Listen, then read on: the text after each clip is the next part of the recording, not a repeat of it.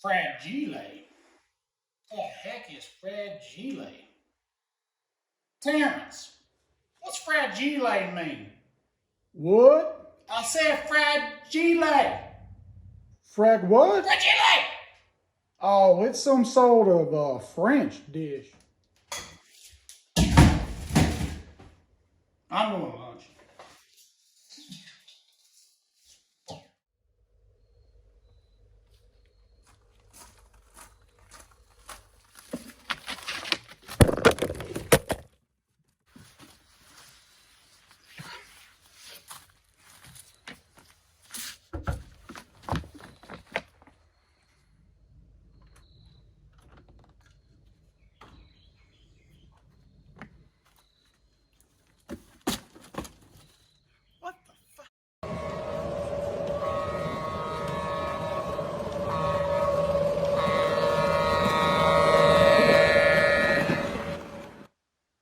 What's up, everybody? Welcome back to the channel. So today we're going to talk about something that unfortunately just happens as part of the hobby.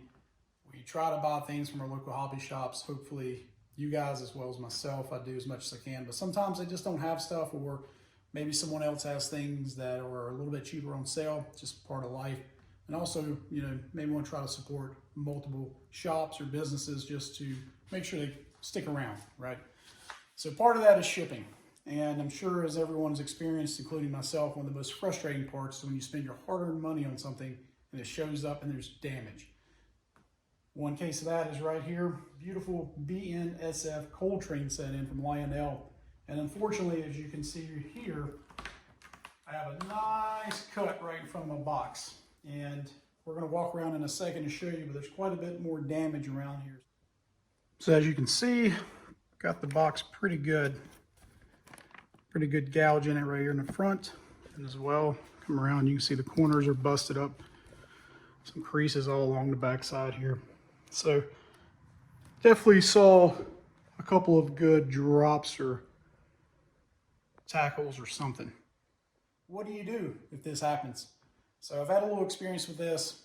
First thing you want to do is whenever you get a shipment in, if you notice anything that looks out of the ordinary, is open it up first thing, right? Inspect the contents inside to see if there's any damage. So not only do we want to inspect it for outside damage, but open up the package and look at every piece inside here. For example, you can see this one, pretty creased up, lots of outside damage. So now we're going to take it out of the package and check for any component damages. So fortunately, it doesn't appear to be anything broken. So Lionel does a good job on their packaging materials to hopefully prevent damage in these circumstances. And luckily for me, it survived okay. Number two is take photos of everything. Not only of the damage here on whatever your item is externally, but also the shipping box itself.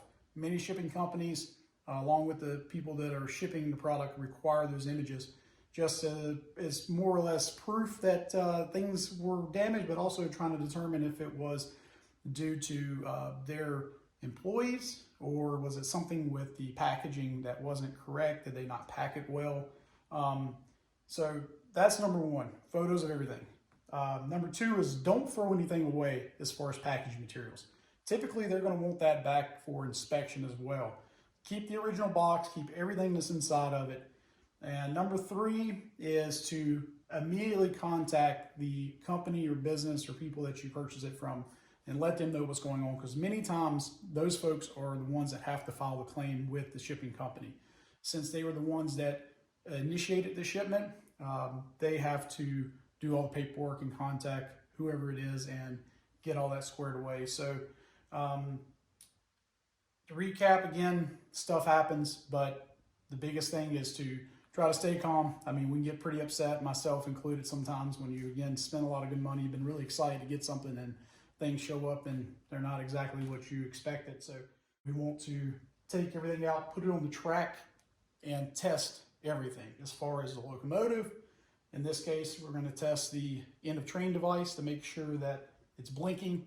We're also just going to do a lap around, make sure there's no weird sounds or clunks or anything like that. And if everything checks out, for me, that's going to be pretty much it. It sucks because I really hate that the box is damaged, but it's all superficial when it comes to it. It's not going to be worth me returning this or sending it back. So next, let's get the train out of the boxes and see if everything works okay. So we have everything out of the box, as you can see, and I've kind of gone through a little bit already and inspected everything. So again, you just want to look all over the engine, make sure you don't see anything broken off and anything scratched, dented, anything that's going to affect functionality or your level of acceptance on the quality of the unit.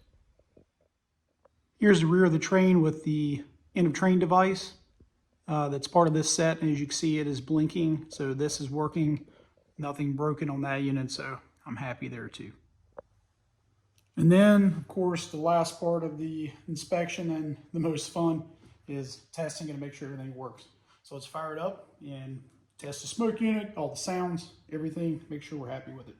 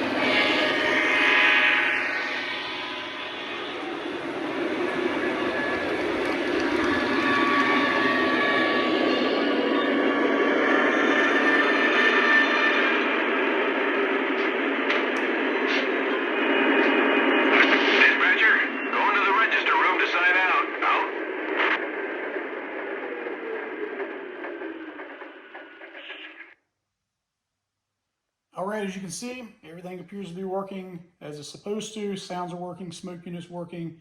It's going around the track just fine, stopping just fine. So I think we got really lucky this time. A little bit of superficial damage to the box and even some of the packaging inside. However, luckily Lionel does an excellent job at their packaging to help prevent things from getting damaged even in these situations. So that's it for this time. If you like what you see, keep coming around. You can subscribe, hit like, notify, comment, all that YouTube jazz. But stay tuned for more content. Thanks for watching. Bye-bye.